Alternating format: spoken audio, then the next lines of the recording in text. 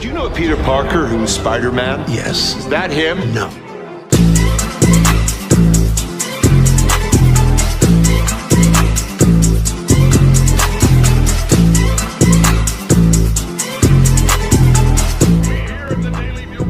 Spider-Man.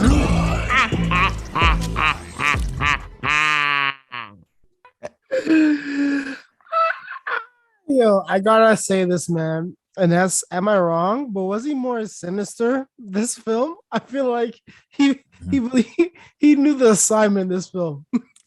I actually I tweeted this right after we watched it. I'm like, I thought Defoe had a better Green Goblin in this movie than the original in Spider-Man in 2002 or whatever it was. So it's just insane to think so of. evil in this movie. I'm something quite like a scientist myself. I'm something of a scientist. I love the meme myself. culture. Yeah. Kudos to him, man. Shout to William D, man, for just joining in that meme culture, man. When I heard that in the theater, bare people were just like laughing in the cinema, man, because they understand the cultural references.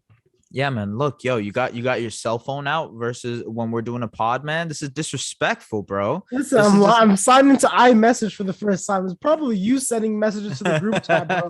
Out of all people, I'm an Android man. It's probably you. It is me. It is me, actually. Nah, you know what, man? Spoiler alert, spoiler alert, spoiler alert, spoiler alert, spoiler alert, spoiler alert, spoiler alert. Andrew Garfield and Tobey Maguire coming into the movie, the way that they did was so cathartic, excuse me, because it gave you closure in a way that I don't think those franchises provided for the characters, because I think Spider-Man 3 was kind of intended to have a Spider-Man 4. You know, Sam Raimi wanted it. They had signed up for it. It just never ended up happening. Amazing Spider-Man obviously was supposed to have Amazing Spider-Man 3 that came out in 2017, and that didn't happen. So like we never really got closure from those two. And I think this movie was just so good in terms of the closure between it, closing up some loose ends, giving that redemption arc for Andrew Garfield and him saving Mary Jane because he couldn't save Gwen. Like that was perfect, man. That was such a perfect move. Perfect. Yeah. Like, okay. He needed that. I'm so glad they gave him that redemption arc, man. Yeah. Because they needed that.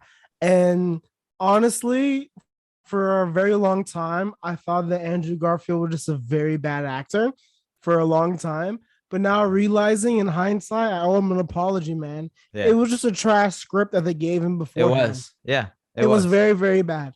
And even Kevin Feige couldn't save it, man, because when Kevin Feige goes on to a project, he can't give you pointers. He has to take over the whole situation and kind of create that world. But so you read that interview. I feel bad for him. So you read that interview. Yeah, I did read that interview, man. I did do a little bit of partaking afterwards. I'm like, wow, what an acting clinic. Like, to be honest, I think he did the best acting performance out of all of them, to be honest. And honestly, I think he deserves another go at it because he did his thing on that. Well, actually, there's a possibility that he can have another go at it, because if you think about it, Venom has now returned to that universe. Yep. Okay, which means it's also a universe where Morbius exists and the Vulture, because we've seen him in trailers and etc. There's something there in Fox, in Sony. Sorry, not Fox, in Sony, for him to kind of go back to. So, I mean, if Andrew Garfield is ever interested to redo a Spider-Man movie and kind of finish it off, or start the Amazing Spider-Man 3 and finish it, like give the proper ending it deserves, I think that would be really cool, man. Yeah, I think that would be really cool. Good. That'd be good. Yeah. Considering how well he did. And I loved like how both Spider-Man 1 and 3 were giving their homage to him as well too. Like, hey, don't worry about it, man. Don't worry about it. You're amazing. You're amazing. You're amazing. Yeah. You're amazing. They were that close. I actually tweeted this earlier today. I'm like, how much do people like fan service in movies? I think you'll like this movie depending on how much you like fan service. I think there was a lot of fan service in this movie between. Please stop sending messages. Is this you? No, it's not me. It's not me. Okay. Anyways, yeah, I think there's a lot of fan service, right? Just tons of fan service in this movie, from the callbacks that Dr. Octavius has with the sun, the power of the sun in my hands, and the Green Goblin with I'm something of a scientist myself, and Aunt May and what she did with the feast organization, and the whole meme. They did the Spider-Man meme. Meme culture, right? I'm something of a scientist myself, well, not only that, but they did the pointing meme, yeah, you're right. Yeah. So I mean, I think how much you like this movie is going to depend on how much you like fan service. I'm a big fan of fan service, obviously, because I'm a big fan.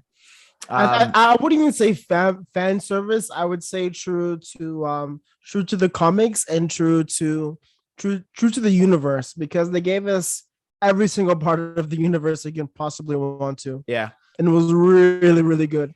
So I was having the discussion. Sorry, go ahead. You're good. No, I often forget how big of people are fan, go super crazy for Marvel, because I would do the same thing for Dragon Ball. I don't know if you remember, as soon as we got into the theater when the movie didn't start and stuff like that, 2 minutes in, the lights were still on. Yeah. Some dude in the back was definitely turned screaming, "Yo, lights! Yo, lights!" And it's just okay, I understand the ramifications of the situation. You've been waiting a minute for this film. There cannot be lights going on 30 seconds, even a minute into the film. Yeah, not even. Even people clapping for the one dude who was walking down the side pathway, trying to go get the usher, trying to get Ola's attention. That guy's a real one. He's a real one. He's the hero. In this situation. All heroes don't wear capes, because it wouldn't be me. I tell you that. You know what? I'll say this. I was having a conversation with one of our friends after the movie, and he wasn't as big of a fan of the movie. He didn't like it as much as we did. And the reason was because he thought that this was finally the movie where Peter Parker became Spider-Man, and that we had wasted time through 3 movies getting to this point, to the point where with great power comes great responsibility. He understands what it means to be a superhero. He learns not to kill, et cetera, et cetera. All of this happens in this movie. Okay. So his complaint was that 1 and 2 in a lot of ways are unnecessary. I disagree with that. And the reason I disagree with that is because, Marvel and Spider-Man as a character were put in a precarious position when Amazing Spider-Man 2 flopped, because they realized that they couldn't do the same old storyline of, Uncle Ben dies. Then he says, with great power comes great responsibility. But can you blame the script writers though, instead of the acting? I'm not blaming the acting. I'm going back. Yeah. I'm not blaming the acting. Would you agree most of it was because of the writers' room and the production, and maybe even the direction that was going on? There's 1,001 reasons why Amazing Spider-Man 2 failed, and none of it is Andrew Garfield's acting. Okay. We're on the same page. Okay, nice. Yeah. So that's besides my point. I think my point was that those 2 franchises, it's kind of like the Batman thing with the Martha Wayne and Bruce Wayne, where you see them die all the time and you're like, yo, I'm not trying to see another Batman origin story. I'm good on another Batman origin story. I think Spider-Man had the same fate after Amazing Spider-Man 2, where people were like, okay, Andrew Garfield's not going to be Spider-Man. They have to introduce him into the MCU at some point, but we don't want to see Uncle Ben die again. With great power comes great responsibility. So actually, I thought what Marvel did was genius, in the sense of saying, all right, cool. We're going to introduce Spider-Man, and this is going to be a Spider-Man who doesn't even want to be a superhero, who constantly is trying to push away from the fact that he's a super, and he gets thrusted into these situations. And in 1 and 2, it's going to be him battling the decision between, should I be a superhero or should I be a regular kid? Should I be a superhero or should I be a regular kid? And Doctor Strange getting cheese, be like, yo, figure it out, fam. And in 3, no, but that was 1 and 2.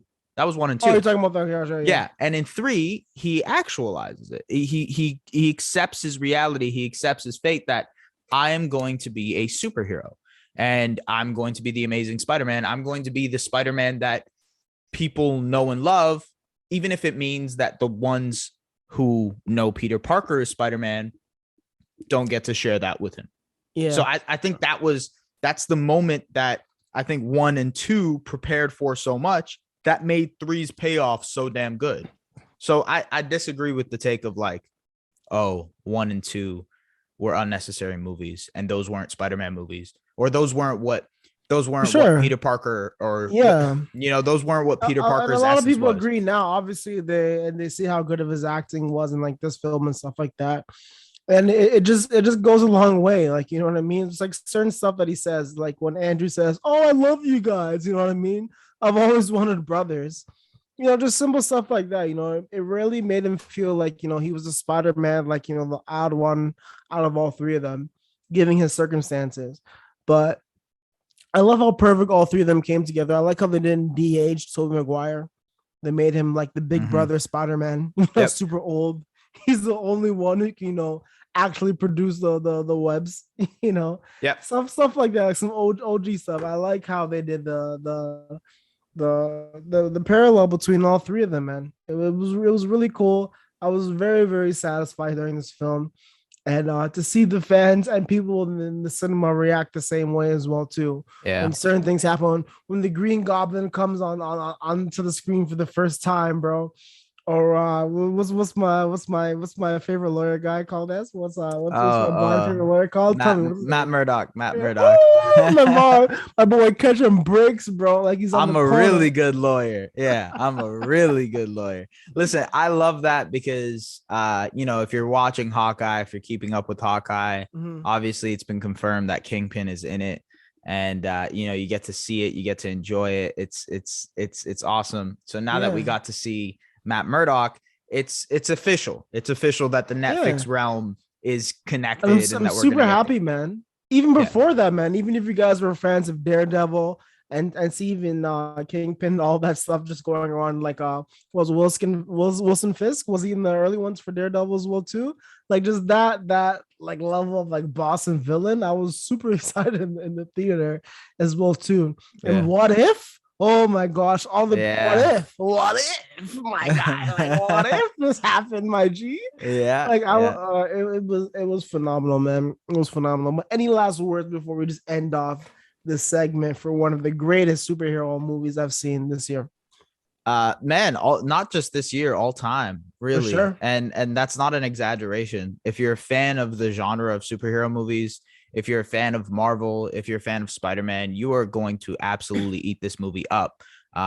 There's just no doubt about it. Even I even told my mom about the plot of the movie, and she's like, wow, that is so freaking cool, because she watched the early Spider-Man movies with me. Like, she remembers taking me. How do you think we got to the theater? Exactly. She remembers taking me to Spider-Man 1, Spider-Man 2, Spider-Man 3. She remembers all this, right? Packed theaters with popcorn in hand, and you got the kid cup. True, yeah. You know what I mean? So like, she remembers just as much as I do this stuff. So it's cool to see, it truly is like the culmination of like 20 plus years of Spider-Man that you get to watch. And it's very satisfying. In the same way that super satisfying, Infinity War, in the same way that like Infinity War and Endgame is the culmination of nearly 20 years and 20 movies. Spider-Man No Way Home feels a lot like that, because it combines 3 different generations of Spider-Man fans. So it was really cool to see. I'll just say this, man. Spider-Man No Way Home made me feel super a lot at home, man. Really, really at home. Until next time, it's a Voice from Nova podcast. See you soon. Here.